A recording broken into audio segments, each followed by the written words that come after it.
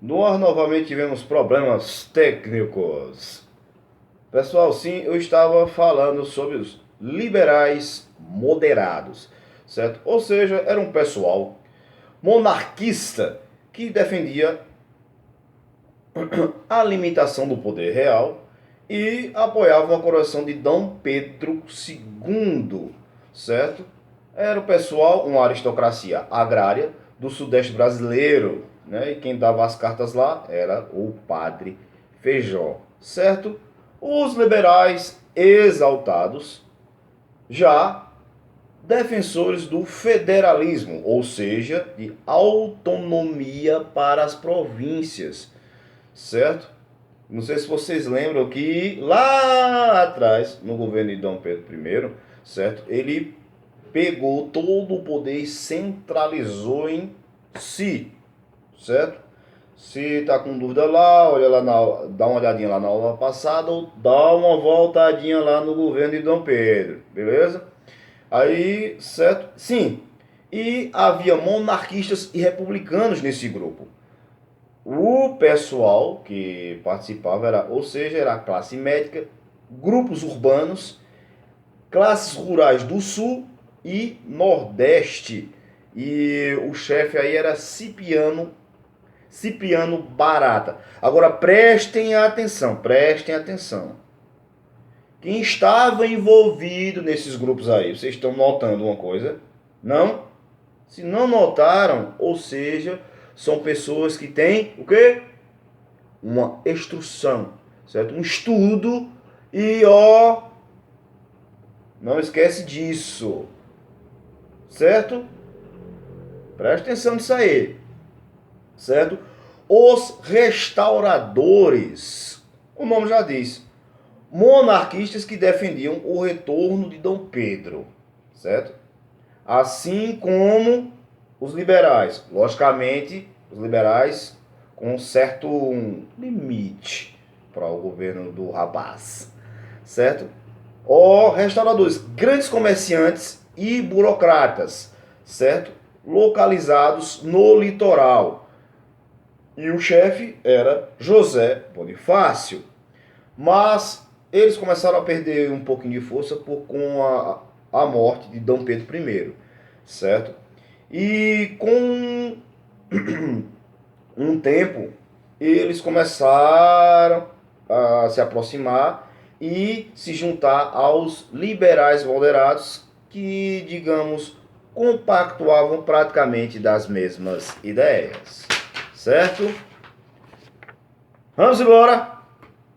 Aí as coisas começam a mudar. Chega o ato adicional, uma emenda constitucional lá da Constituição de 1824, tá certo? Vamos se especificar algumas coisas aí para a gente poder entender, certo? O poder moderado, o droga, odeio quando eu erro. O poder moderador não tem mais valor, tá certo? Também porque não tem mais imperador, tá certo? Lembra o poder moderador? Ou seja, tinha poder executivo, legislativo, judiciário e o poder moderador que podia mandar nos três. Não precisa mais, certo? Abolido o Conselho de Estado, ou seja, aquele pessoal que conversava com o imperador, dizia o que ele devia fazer, como fazer e com quem fazer. Tá? Certo? A criação de assembleias nas províncias. Isso é muito importante, pessoal. Porque, ou seja, a partir de agora, as províncias poderiam fazer suas leis, fazer seus impostos, julgamentos, etc, etc. Ou seja, eles iam ter mais autonomia. Digamos, a gente pode dar uma puxada para o sistema americano de governo, ou seja, quase um federalismo. Quase, porque daqui a pouco vocês vão entender. Certo? Então, assim, e contratar e demitir funcionários, esse tipo de coisa. Certo? Vamos embora. Se estabelece a regência una, certo? Determinado por eleições diretas. Detalhe, não era todo mundo que podia votar, viu? Apenas um deputado seria eleito para reger o Brasil. E nesse momento, no caso, os liberais exaltados é que iam dar as cartas da política brasileira, certo? até, se eu não me engano, 1837. Certo? Em abril de 1835, o Padre Feijó foi eleito e vira regente do Brasil, com 2.826 votos. Ó, cara, deu de lavada, certo? Manteve-se no cargo até 1837, quando renunciou por pressões, certo? Também explodiu várias rebeliões nesse momento. E problemas de saúde. Reza a lenda, tá? Então, seguinte lhes, começa uma mudança.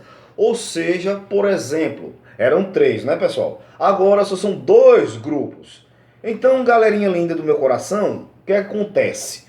Acontece a migração de quem estava nesse partido, né, nesse momento agora, ele se desloca para esse, certo? Então ele começa a ficar um partido grande e único, certo?